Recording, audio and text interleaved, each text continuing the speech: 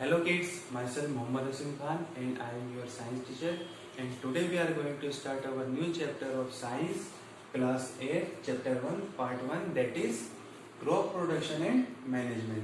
Crop production and management होता क्या है, इसके बारे में हम हमारे चैप्टर में पढ़ेंगे.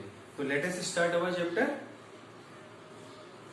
Energy from food is utilized by organism for carrying out their various body functions such as digestion, respiration and excretion. We get our food from plants, animals or both. तो हमने हमारे प्रीवियस चैप्टर में पढ़ा है कि कैसे हम खाना खाते हैं. खाना खाने के बाद वो जो खाना हमारे बॉडी में जाता है तो डाइजेशन, रेस्पिरेशन और एक्सक्रेशन, ये स्टेप्स फॉलो होती हैं. ठीक है, जो हमारा खाना हमारी बॉडी पार्ट के द्वारा यूटिलाइज होता है. ठीक, और हमें खाना कहाँ से मिलता है? प्लांट से और वेजिटेबल से मिलता है. ये ऑलरेडी हम पढ़ चुके हैं. अब हम इस चैप्टर में क्या पढ़ेंगे?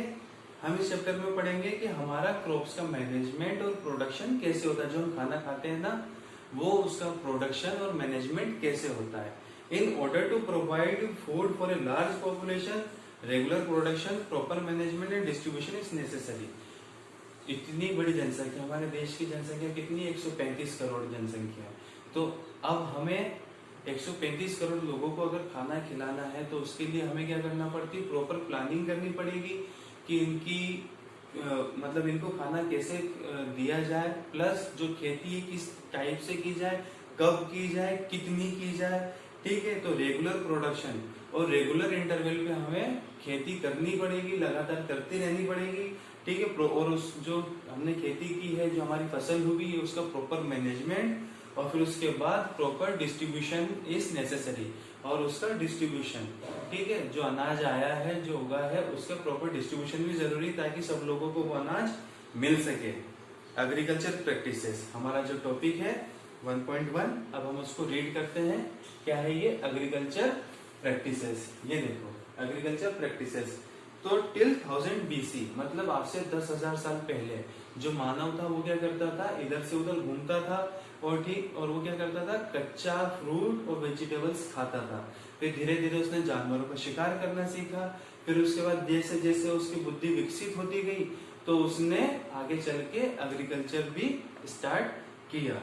ठीक है, उसने प्रोडक्शन स्टार्ट किया. किसका? Cultivate land and produce rice, wheat and other food crops. तो जो उसने क्या किया? फिर कल्टीवेशन स्टार्ट किया, लैंड को प्रिपेयर करना स्टार्ट किया. जमीन, खाली जमीन मिली, उसको प्रिपेयर किया. उसको प्रिपेयर किस लिए किया है? खेती के लिए तैयार करना. ठीक है, और फिर उस तैयार जमीन के ऊपर rice, wheat and other food crops को उगाया और धीरे धीरे एग्रीकल्चर, खेती का विकास होने लगा. तो अब हम क्रॉप की डेफिनेशन पढ़ते हैं.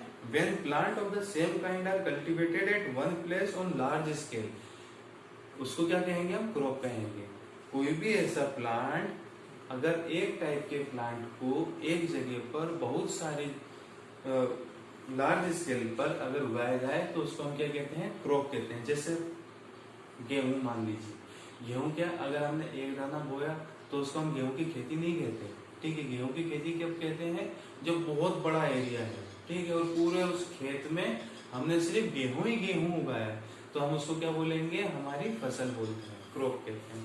ठीक है, for example crop of wheat means all the plants grown in a field are that of wheat.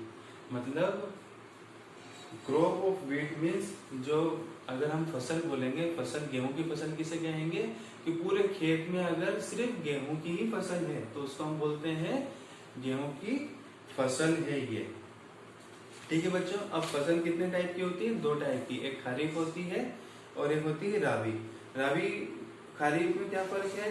Kharif crops are sown in the rainy season called as kharif crops. जो हम क्रॉप्स रेनी सीजन में grow करते हैं, जिनकी sowing करते हैं, वो क्या, उन्हें क्या कहेंगे? उन्हें हम कहते हैं रबी, खरीफ क्रॉप्स. और उनका टाइम क्या पीरियड होता है? जून से लेकर सितंबर के बीच में, रेनी सीजन में. और ये कौन कौन सी होती है? ये जनरली होती है paddy, maize, soybean, groundnut, coconut are mainly kharif crops. फिर उसके बाद बच्चों आ जाती है next rabi crops. Rabi crops क्या होती है? रबी क्रॉप्स वो होती है the crops grown in the winter season, जो क्रॉप्स विंटर सीजन में ग्रो होती है उन्हें हम कहते हैं रबी क्रॉप्स। और इसका टाइम क्या होता है, अक्टूबर से लेके मार्च तक। ठीक है बच्चों, और इसका एग्जाम्पल क्या है, इसका एग्जाम्पल है wheat, gram, pea, mustard and linseed. ठीक, besides this pulses and vegetables are also grown during summer at many places. और इसके अलावा गर्मी के मौसम में बहुत सारी जगह पर क्या होता है, पल्सेस और वेजिटेबल्स भी उगाई जाती हैं। ठीक, अब हम नेक्स्ट टॉपिक पढ़ेंगे, basic practices of production. Basic properties of crop production क्या होती है, यहाँ पे देखो बच्चों ये आएगा क्रॉप प्रोडक्शन। ठीक है, क्रॉप प्रोडक्शन की बेसिक प्रैक्टिसेस हमारी बुक में टोटल 7 प्रैक्टिसेस दे रखी है। एग्रीकल्चर प्रैक्टिसेस कितनी दे रखी है, 7। तो फर्स्ट पढ़ेंगे हम प्रिपरेशन ऑफ सॉइल। ठीक है, प्रिपरेशन ऑफ सॉइल जो हमारे फार्मर्स है, खेती कौन करते हैं, हमारे फार्मर्स, किसान करते हैं। तो सबसे पहले वो क्या करेंगे, खेत को तैयार करेंगे, जमीन को तैयार करते हैं। ठीक, फिर उसके बाद सोइंग, फिर उसके बाद सोइंग की प्रोसेस होती है, फिर आता है एडिंग मैन्योर एंड फर्टिलाइजर्स। अब जो जमीन है हमारी खेती की जमीन है उसको क्या करेंगे हम, मैन्योर उसमें डालते हैं, फर्टिलाइजर्स उसमें डालते हैं ताकि हमारी फसल अच्छी हो।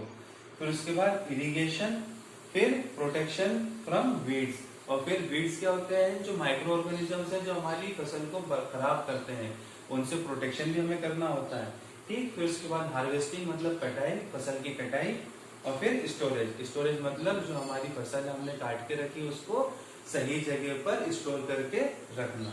ओके चिल्ड्रन, अब हम इसको डीपली पढ़ेंगे हमारे नेक्स्ट पार्ट में, और नेक्स्ट पार्ट हमारा स्टार्ट होगा प्रिपरेशन ऑफ सॉइल से।